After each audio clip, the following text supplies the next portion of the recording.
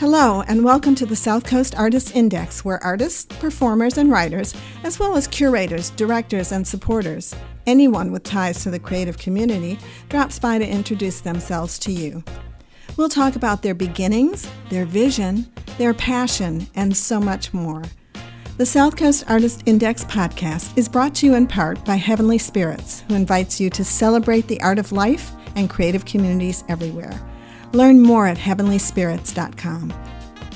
Hi, this is Ron Fortier with another episode of the In Focus podcast, brought to you by the South Coast Artists Index and sponsored by our wonderful sponsor, Heavenly Spirits Imports. And today we have a thespian with us, and I'm going to let our thespian guest introduce themselves, as I always ask everyone to do, and spell their name.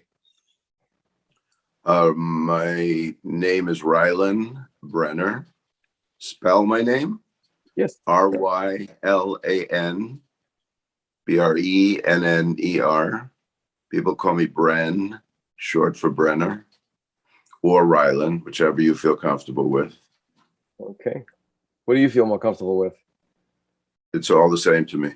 It's all the same to you? Yeah, what is it? Call me anything you want, just don't call me late for dinner. Yeah. Well, when I do my art, I sign it Rylan. Okay. But in the theater, I've given so many people nicknames, so they call me Bren when I was teaching. So Right. either way.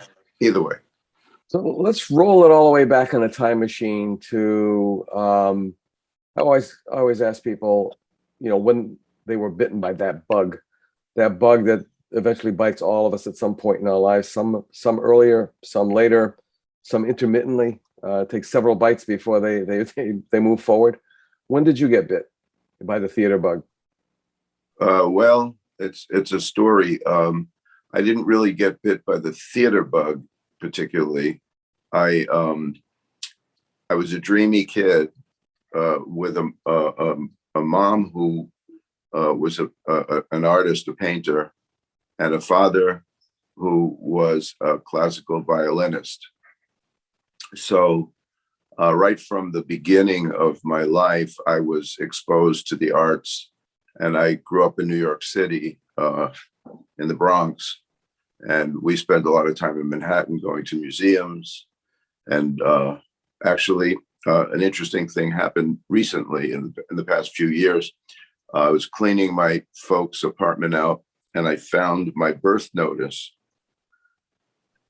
And it was in the form of a playbill with me as the star, and my father as the director, et cetera, et cetera. And so I never knew that. And I talked to my mom about that. Now she has Alzheimer's, but she was beginning that then. And she said, I used to take you to Broadway on Saturdays to the matinees because your father was working, and I was alone, so I would take you because she loved the theater. And so I didn't know that either until, it was actually 10 years ago. It was when my dad died. So that's when I found out about all that part of my life. So I guess there was a kind of, as the Spanish say, sangre, a kind of destiny in that. Another strange incident happened when I was very young. We were at Starlight Park. My parents were playing handball, and my grandmother was strolling with me in the carriage, and I was very grumpy. And so she said, "What's the matter?" And I pointed to the moon. I said, "Moon, I want the moon." And she said, "It's yours." So I always remember that as being a kind of signpost for joining the community of artists. But the real thing is that I had a mother who was a painter. I got her back to painting because she stopped to raise her kids. I saw one painting she did. It was actually off of Harry Belafonte's album of Harry Belafonte. And I said, "This is beautiful." And she did a painting for me when she was pregnant with me of a circus with like the giraffe with gifts on its head, and the monkeys climbing the giraffe's head, and the alligator as the lion tamer, and a fun thing. And she was an illustrator before, during the war, to make money. And she painted also with paisley ties and stuff like that. So I guess those are my roots. My dad was, he played the fiddle as well as the classical violin. So he played the old gypsy music with my grandpa, with his father. Like klezmer? Does he play klezmer? Klezmer? No, it was the old gypsy music. It was more like Dave Zinno has a band that does that. It's from maybe Eastern Europe. It's not the jazz. It's not the Django Reinhardt gypsy music. It's a very, very slow, ritualistic, and very fast, Mm-hmm. But it's not klezmer. Klezmer is Jewish music. It's very different. Yes. Yeah. So those are kind of backgrounds. I used to go to museums a lot. When I was in high school, I would play hooky from school and go to the Museum of Modern Art and see films and look at the paintings and the sculpture and get lost in that for hours and hours and hours. And then I decided I was writing, and I wrote like any teenager writes poetry, and I took it seriously. I had a cousin who was a professor of English and looked at my poetry and said it's very interesting and very good, and I should continue with it. And I took him seriously, and I wound up at Brown University for graduate school in creative writing poetry. They took 5 people that year. It was 2 playwrights, 2 poets, and 1 fiction, something like that. And I studied with the people at Brown University. Michael Harper was my thesis advisor. He was poet laureate of Rhode Island. He was a Black poet, and he was the way he thought was a way that I understood very well. He cross-associated things, and I got it. And so, those were kind of times when I was writing. I wrote my own work, and when I got to Brown, they said, "We don't want to see your old work.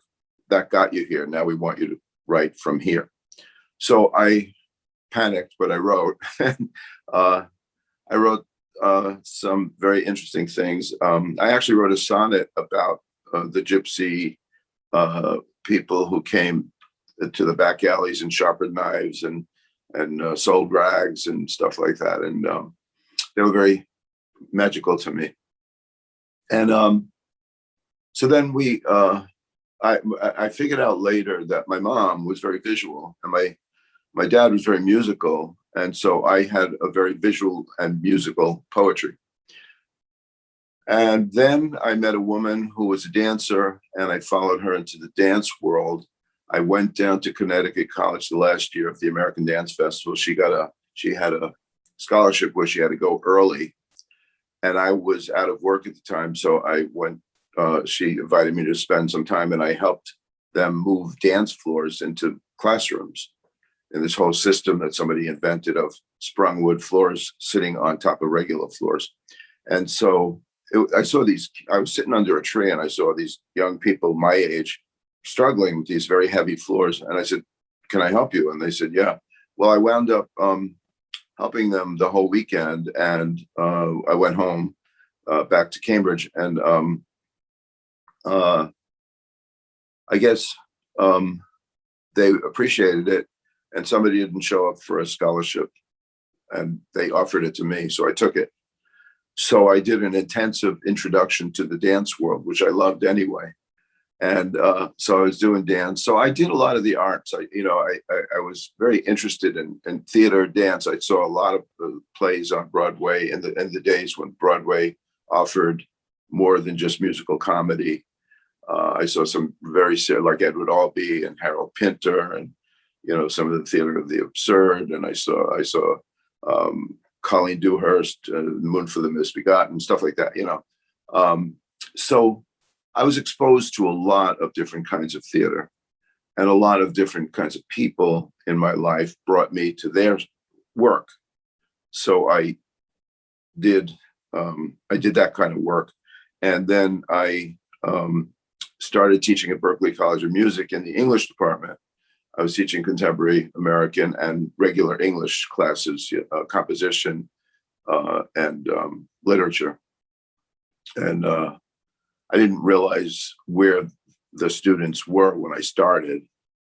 I was teaching 8 courses a semester, so I really learned how to teach at a very low salary. But and we had to do 4 in the summer. So I taught them, and before I started, I told them what I did in the summer to start a conversation about what did you do in the summer. And I mentioned that I was at the American Dance Festival this summer, right before I started teaching. And they were very interested in that. And then about 2 or 3 weeks later, these 2 girls came over and said, could you be our faculty sponsor for a theater club? And I said, what do I have to do? And they said, basically, you have to be there for faculty support and just to make sure, everything's okay. So I said, sure. I said, how often? Once a week. That's fine. So I started, and wouldn't you know it, within 2 weeks, both of the girls quit. One had a mother who said, I'm not paying for theater school, I'm paying you your tuition for music school. And the other one had a jealous boyfriend who didn't want her to be involved with the theater. And I had 20 kids who wanted to do theater. And I took the ball, and I had them do a student-written play and a play by Tom Ian called The White Whore and the Bit Player. He's the one who wrote Dirty Linen. He's a very good writer. And, they wanted to do Arsenic and Old Lace. And I said, wait a minute, this is a reversal. I'm supposed to say that, and you're the students. You're supposed to say, come on. So anyway, we did those 2 plays, but we got interrupted by the blizzard of '78. So we were supposed to go on February 14th, Valentine's Day. We were doing the show, and we came back to school on February 11th. So I said, forget it, we're calling off the show. And one of the girls said, no, my mother's coming from Toronto, you have to do the show. And I said, we're not doing the show, just tell your mother not to come. She said, no, she's coming. And so I said, okay, if you guys could put school aside for 3 days and we could really rehearse, we'll do it. So we did. And I figured that's that. But that Tuesday after the weekend, I had 20 kids in my office saying, we got to do more. And I thought, I can't believe this, And so I said, no, I think that this is enough. And they said, no, come on, we have to do more. So I said, okay, look up some plays. If everybody is assured of being part of this, I'll do it. And I gave him a list of like short, theater of the absurd kind of plays. Well, we did 6 plays. And I took it to the piano building because some of my friends live there. So we could use there's a theater space downstairs on Tremont Street in Roxbury. And so we did theater, and we did it there. And these guys from Argentina were hanging around and taught me some stuff about, acting exercises and stuff like that. So I started really, knowing about the arts, knowing how to bring them together, but just sort of being careful not to take the students in a place that, I wouldn't know about. So I did it very carefully. And we did these 6 plays, which I did know about because I know about the plays. And that wound up becoming the beginning of us going back to Berklee the next round and me starting a whole theater thing there that culminated in March 4th, 1980, in one production of the Threepenny Opera, which was a huge production, the first play on that stage, as far as I know. And it broke a lot of boundaries doing theater there.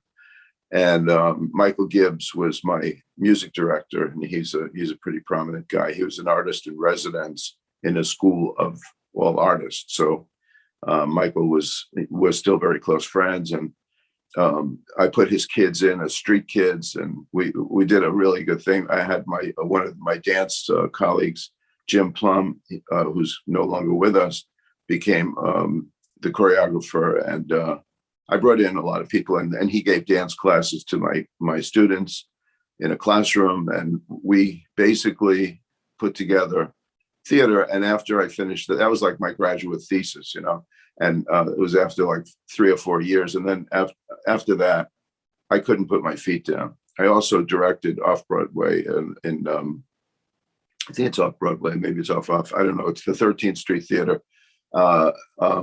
And I ran with a play directed by Norman Mailer called Ike 999, which was written by Israel Horovitz. And that was and my play ran, one of my students from Berklee wrote that play. I brought it down to New York and I directed it in that theater. And so they ran side by side for about 6 months. So that was my beginning. Sorry to be so long. No.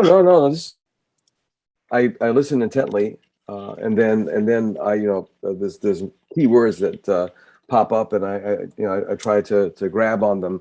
One of them, and I've asked several guests this is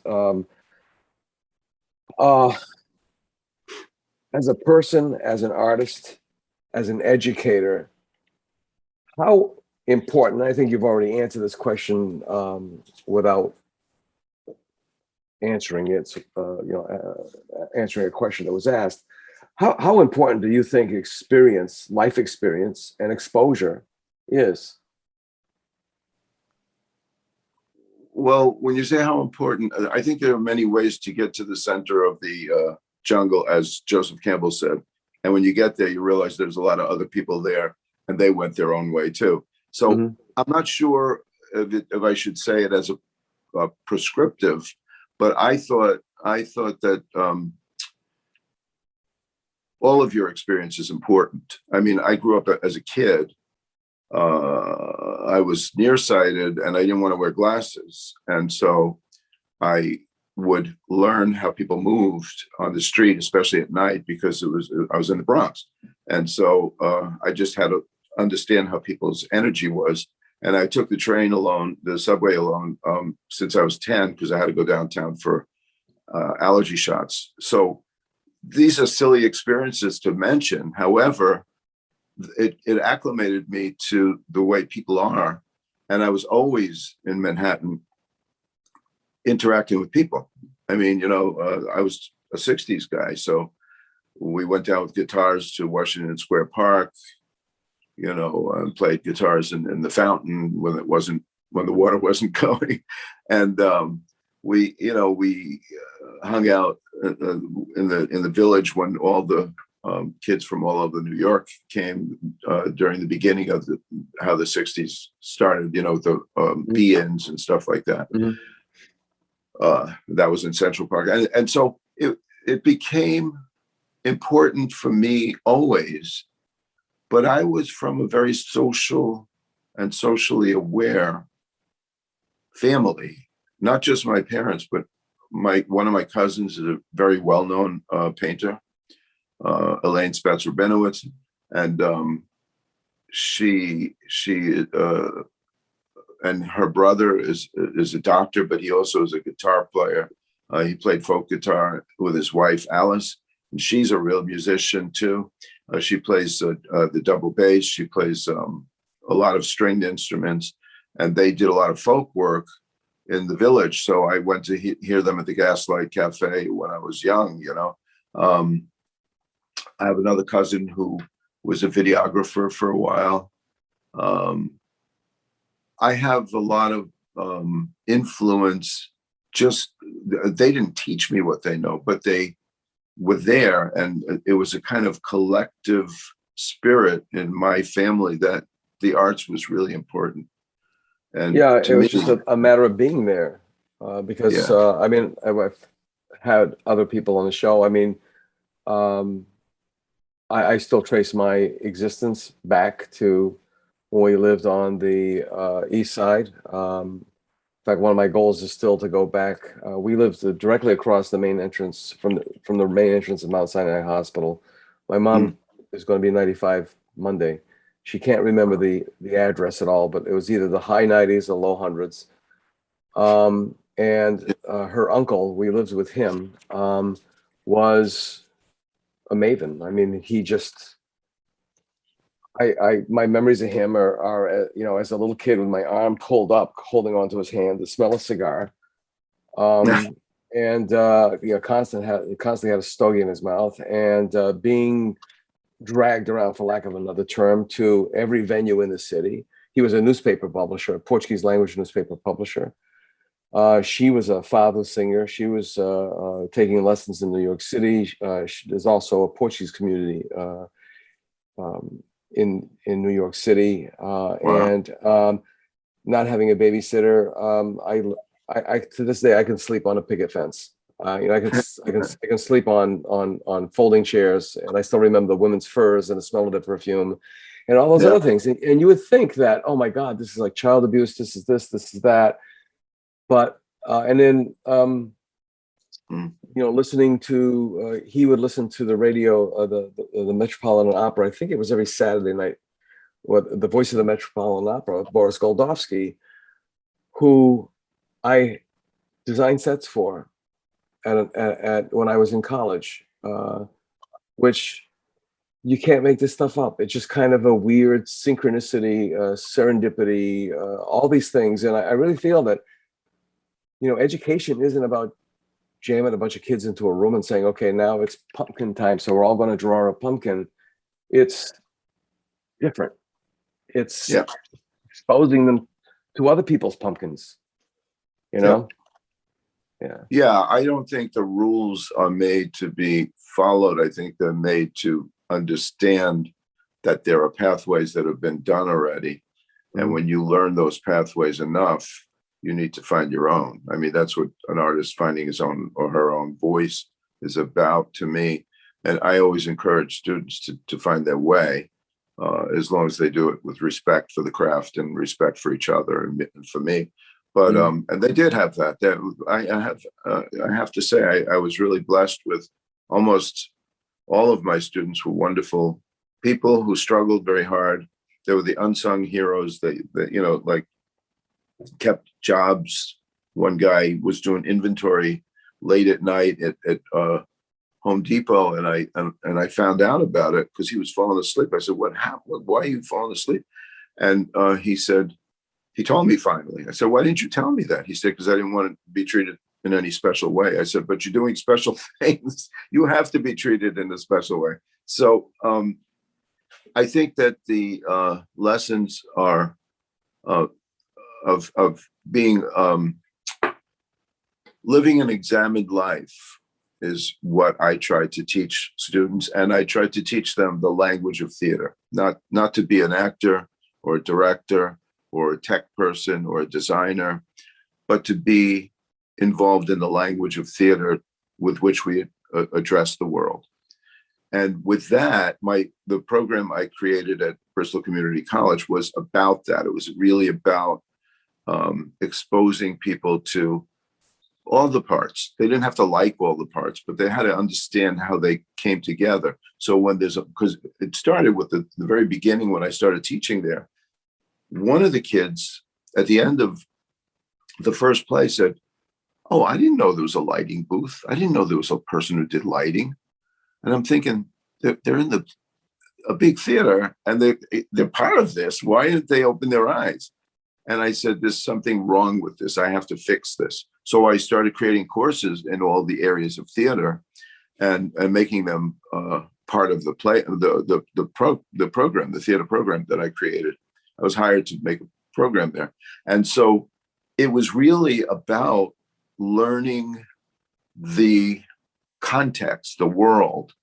And so when I taught the theater introduction classes, it wasn't just one style. It opened them to the fact that there was a body of work. There is a pedagogy, but I don't really teach pedagogy. I didn't teach the history of theater courses. I really didn't like that. But I did teach them about the history of theater, by exposing them to it. I mean, we did Greek plays. I rearranged the room to show them different stagings. Instead of saying there's a proscenium stage and there's a thrust stage and all this stuff, I had them sit in different ways and say, "What's your relationship to the action?" and they would see by visceral, by experiential moments how the theater worked. And I brought, and I do drawing, so I drew a lot of their posters.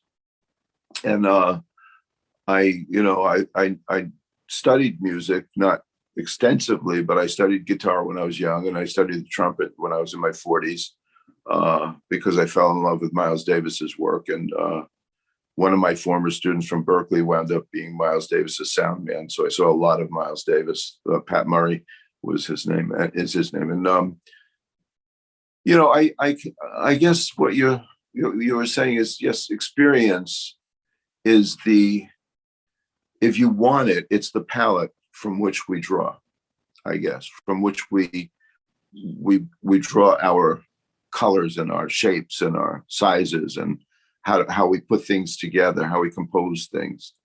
So I think experience, if you want it to be, becomes very much part of what you do. However, I wouldn't want to discourage someone who grew up in a very protective environment from trying the arts, because then they'll say, they could say, well, I didn't have enough experience. But we all have experience. We live. Our blood courses through our veins. We have passions. We have fears. We have desires. We have memories. And so all of that is experience. I had a whole thought process a few years ago. My friend used to go to Central America a lot, Mexico and down. He ventured down into Central America, and he would come back with pictures, and we'd sit and over coffee, and he would tell me what he did there, and just little stories. And then I was writing at one point, and I was having trouble writing. And somebody said, if you write, even if it's a tiny bit every day, you would come out at the end of a year with 365 pages of writing, even if you wrote one page. So I tried that.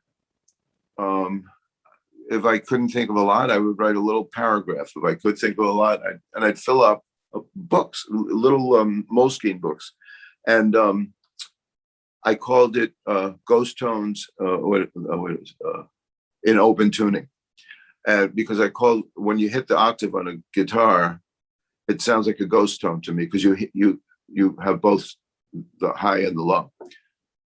Your sound is off again. Yeah. Okay. I'm trying to remember the term for that, because I played guitar for a short while. I was a horrible student. Anyway, it doesn't really matter, but I know the sound that you're talking about.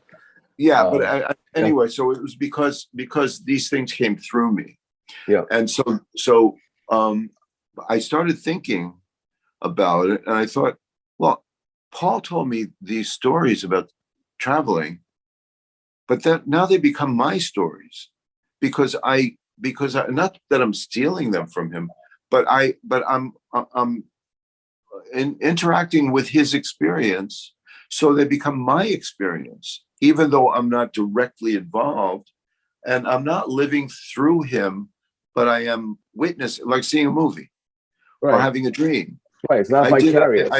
I created a theater piece, which was one of the really strong pieces. We used to create pieces at Bristol.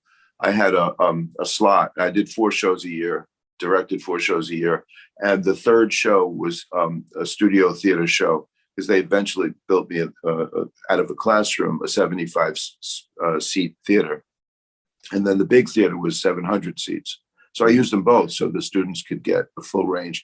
So I did a piece called Shadows of a Dream. And the way I looked at it was, the dream is the truth.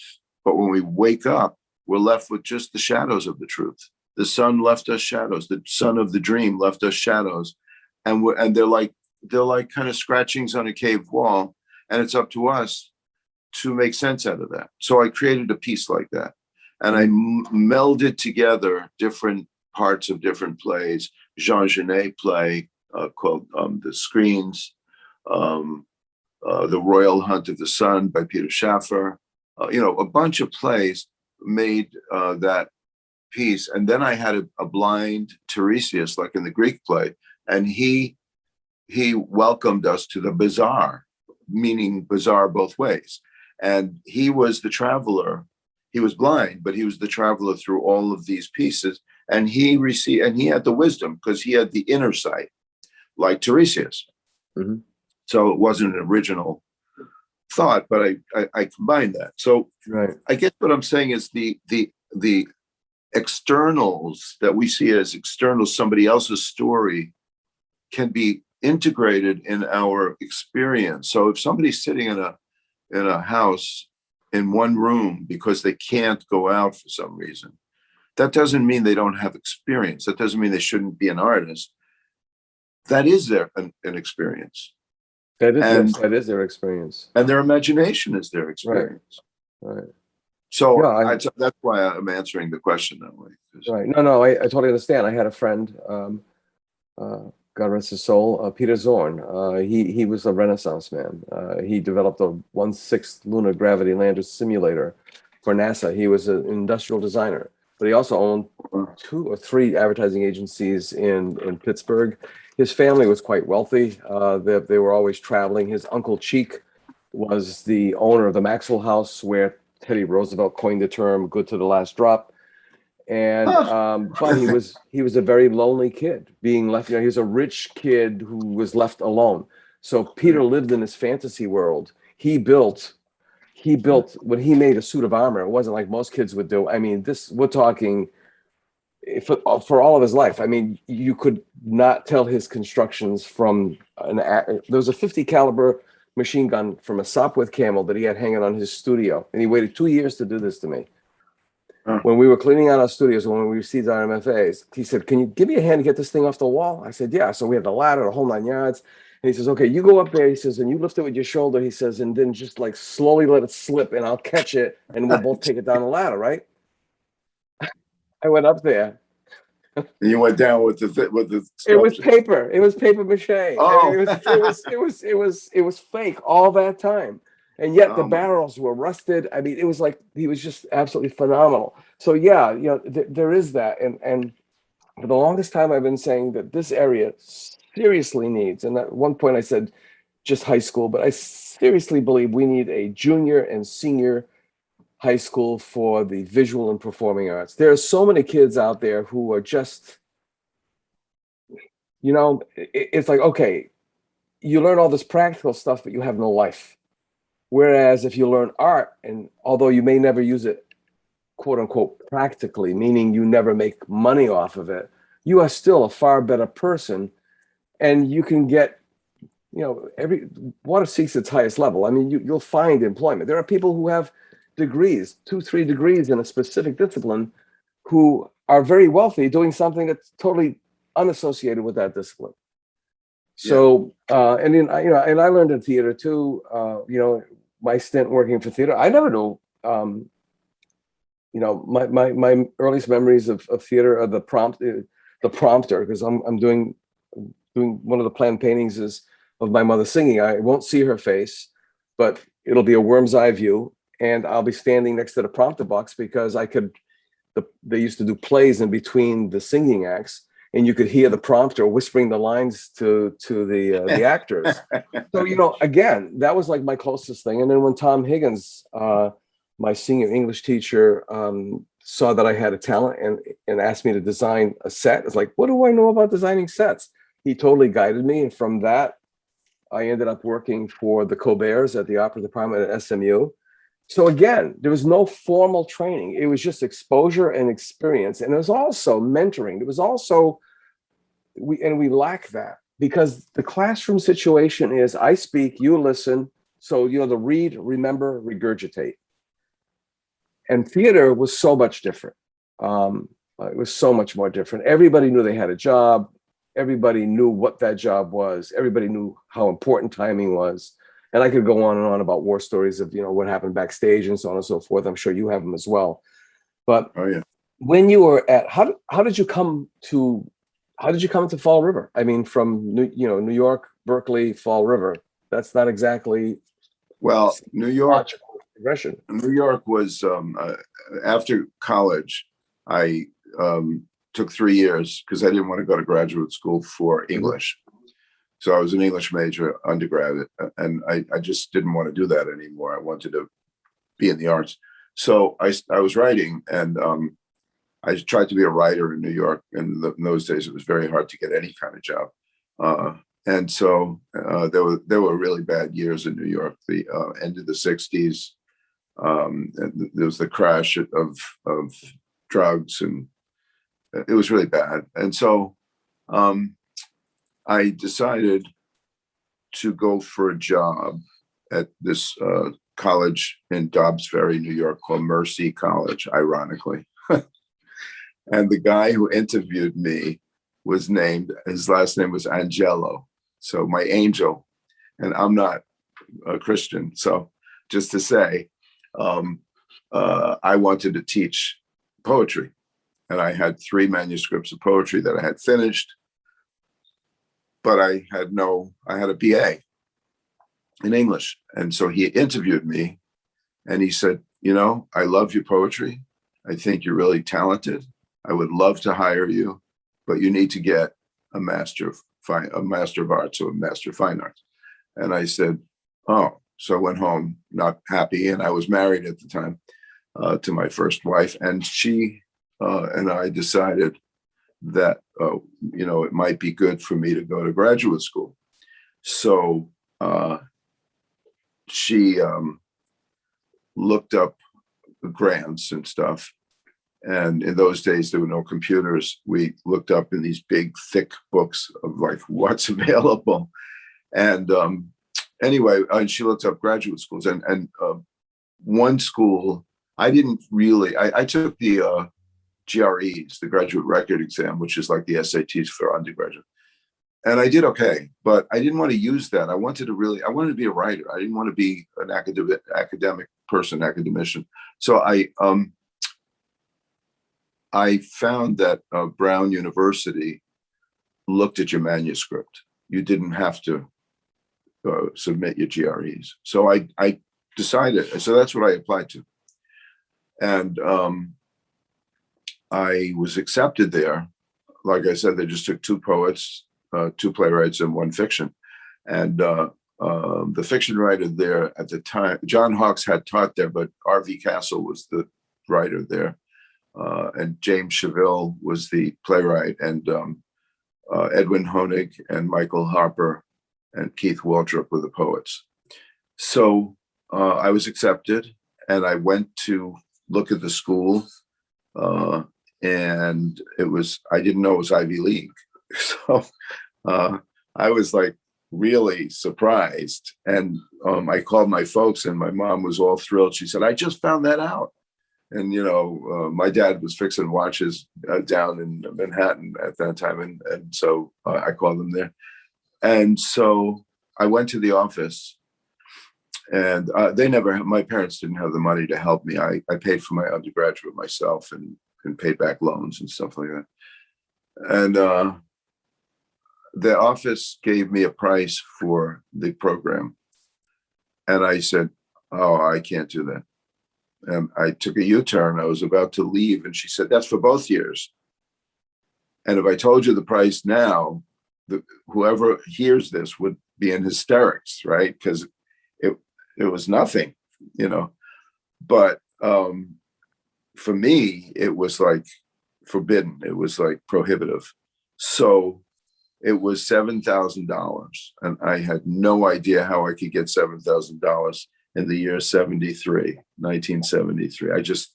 My father didn't make that kind of money. I didn't want to ask him for money, but I said, well, for both years. And she said, and if they like you, they'll give you a fellowship or a teaching assistantship after the first year.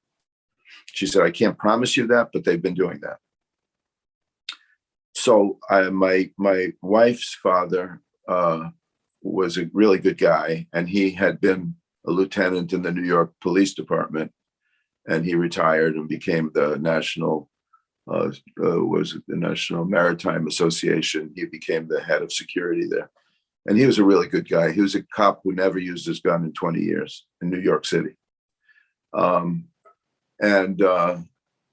he said, yeah, I'll lend you $1,000. So I did it, and I got a job in the pub making sandwiches at at graduate school. And the great thing about it was all I had to do was write and take classes. And I was allowed to take classes in other art, or in other subjects. So I asked if I could go to RISD and take pottery. And I did. I studied with a very, very, very highly gifted potter who's still very well known. His name was Jun Kaneko. He was from Japan. And we became very close friends. And I was blessed to find him. He was an artist who taught pottery the way I taught. Later, I taught my theater classes, which is you're just going to do it, and I'll show you as you go along how to do it, but you're going to make your own stuff. And so I learned to use a kick wheel, and I did that, and it showed me how to center my work in poetry. And there was a book called Centering, which was pottery and poetry, and I did not read it I bought it, but I never read it because I didn't want to get stuck in academics. So that's how I got from New York. I got out of New York that way. And then I was at Brown, and by the end of the 2 years, my wife and I split up, and but we loved each other until she wound up passing away when she was 46 years old. But we were very, very close all the way through. And she actually had a little girl who's still in my life somewhat. And so we basically, she moved to Boston, and I wasn't going back to New York. It was just too much for me. So, and there was no job for me in New York. It was very highly competitive with people with all kinds of credentials. And so I went to Boston, and I spent a year doing construction work and stuff like that. And then I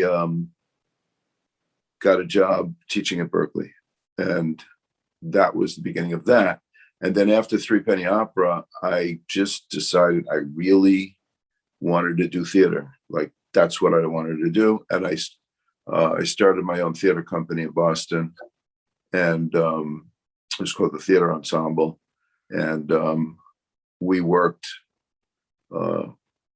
we used different venues. We used the Mass College of Art. We used some churches. We did several plays.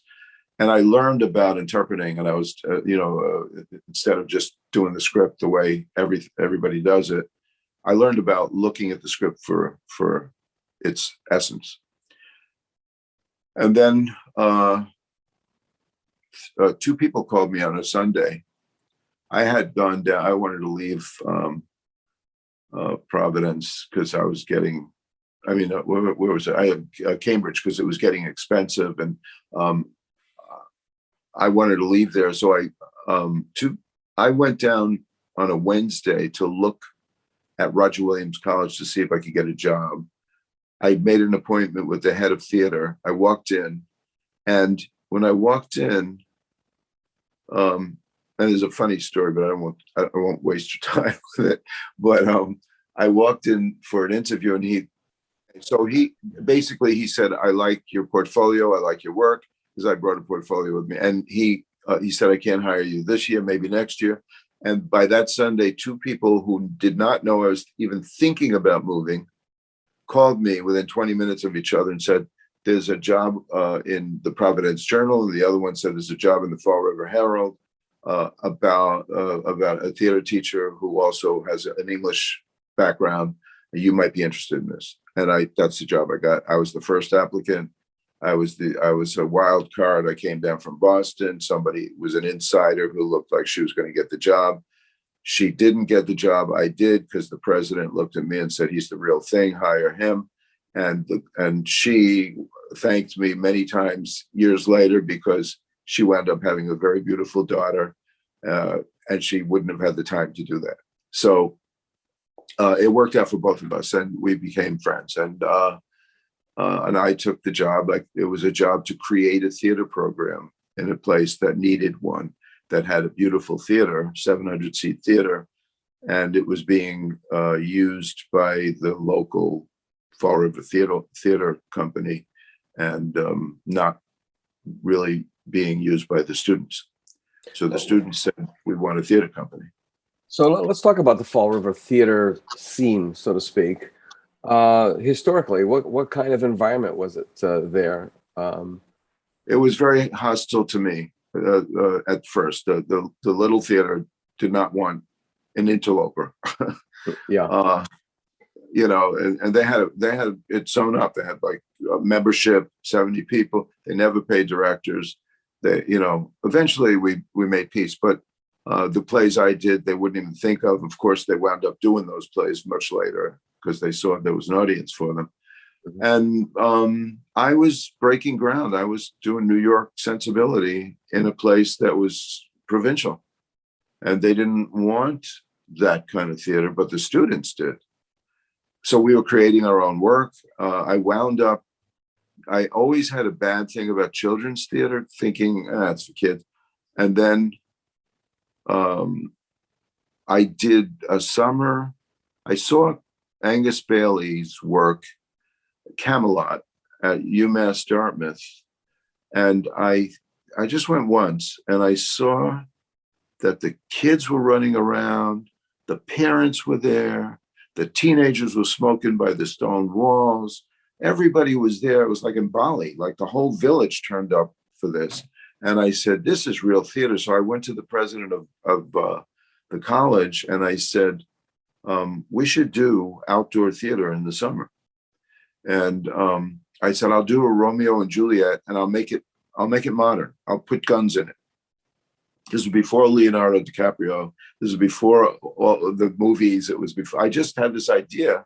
We'll get the teenagers involved, And she said, okay. And then somebody walked into the office and heard this. And she said to the president, well, if you're looking for something popular, you should do The Wizard of Oz. It's a celebration year.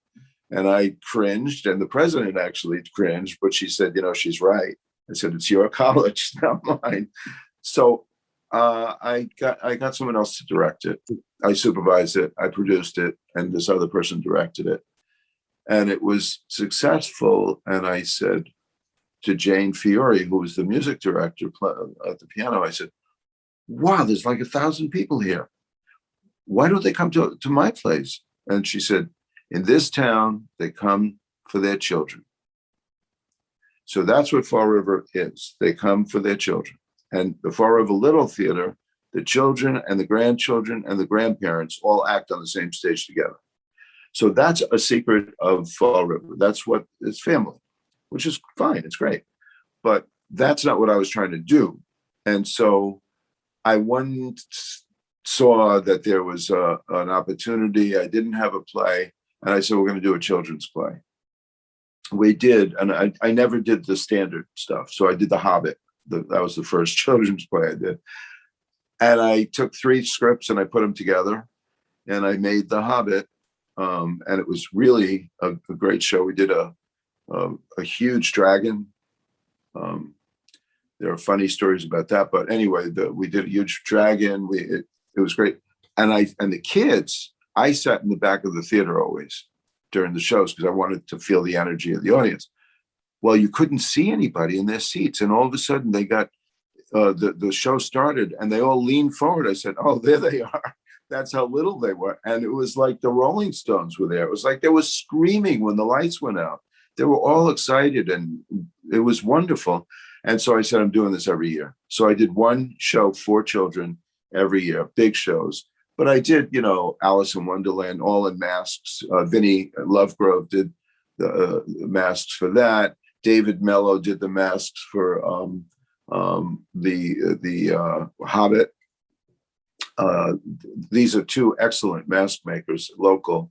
David Mello still runs the children's section of the Fall River Public Library, and he does magical things there.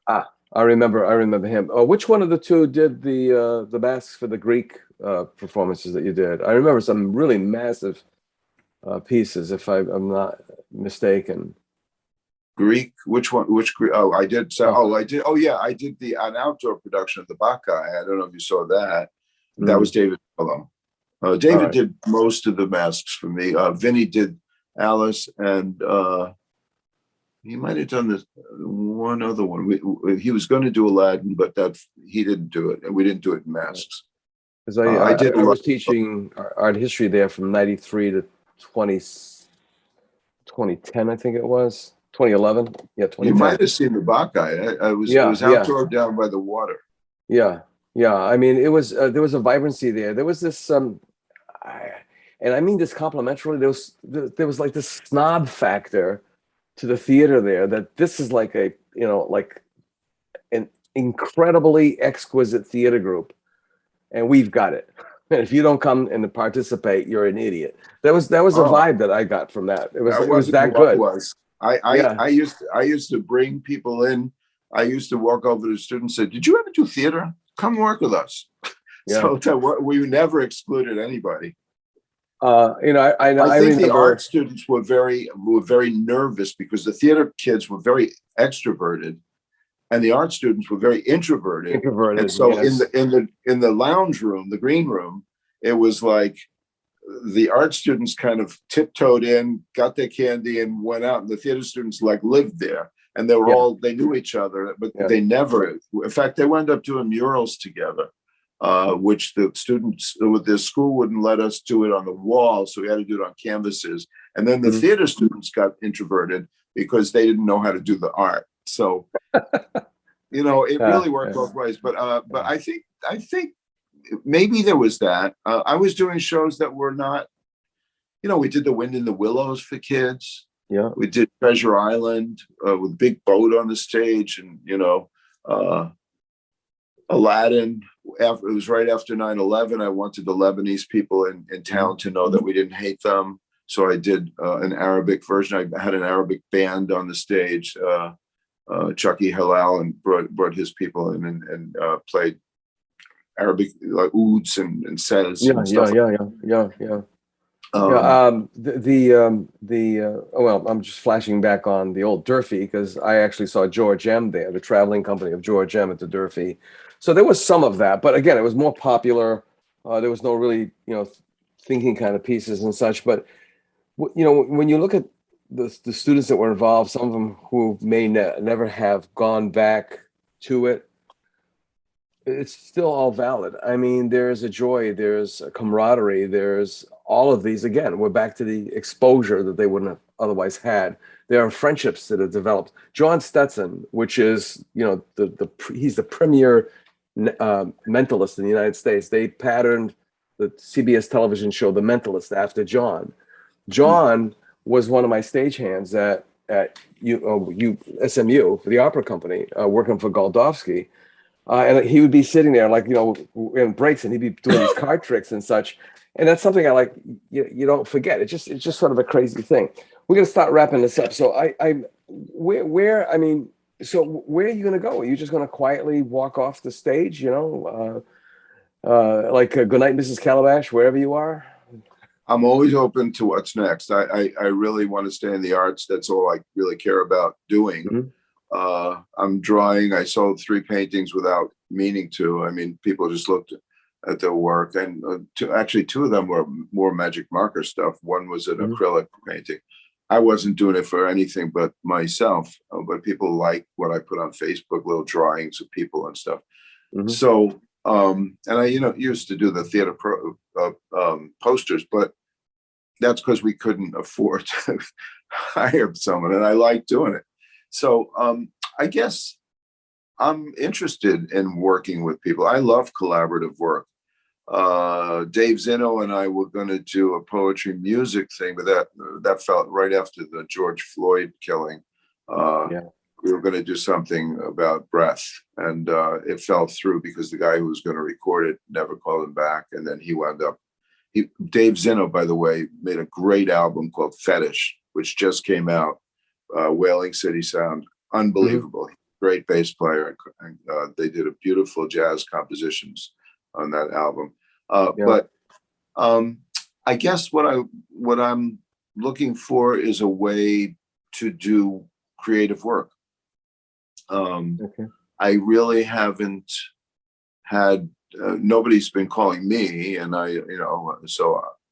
I'm basically I kind of a little at sea, a little kind of rudderless, which is not always a bad thing. I needed to find out who I am now that's over, and that took some time. Well, look at Angus Bailey. I mean, he chugged along till he practically died on the floorboards. Yeah, he had with his boots on. He did, yeah. Yeah. I was at his tribute, yeah. They gave him, after he died, they gave him like a 10-minute standing ovation. It was, I was at the church and it was amazing. It was just amazing. Yeah. I mean, I can still hear that growly voice. God damn it. Yeah, exactly. It was direction by intimidation sometimes, but it was. Well, he actually took me to lunch very early on, and it wound up that he went to Brown University. I didn't know that. He had the cigarette. He was eating the ashes. Perpetual, yeah.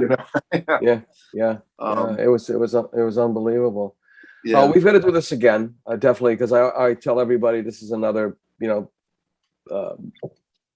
hat kind of thing, that this is not a one and done, that you're always welcome to come back, whether I call for you or whether you say, hey, I'd love to be able to come back because I'd love to do this and that and so on and so forth.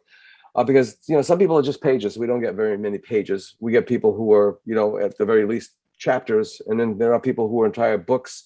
And then there's people that are an entire collection. And that's a thing. I think we've only just scratched the surface on, your coming up through through English and theater.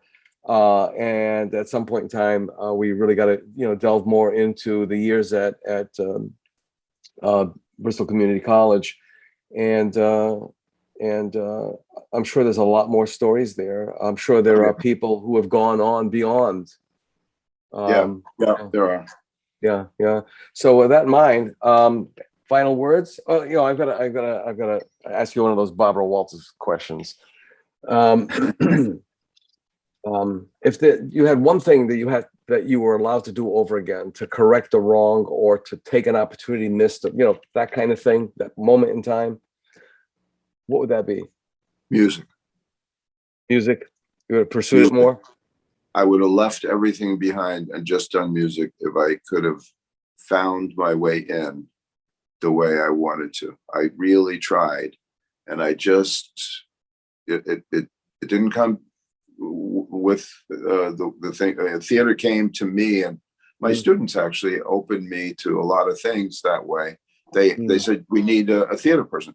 Music. If I brought music into every play I did, whether it be recorded music or having the students play during the shows or whatever. Even if they couldn't play, I had them, use alternative instruments. We made instruments. I love music, and it's my dad, musician. Yeah.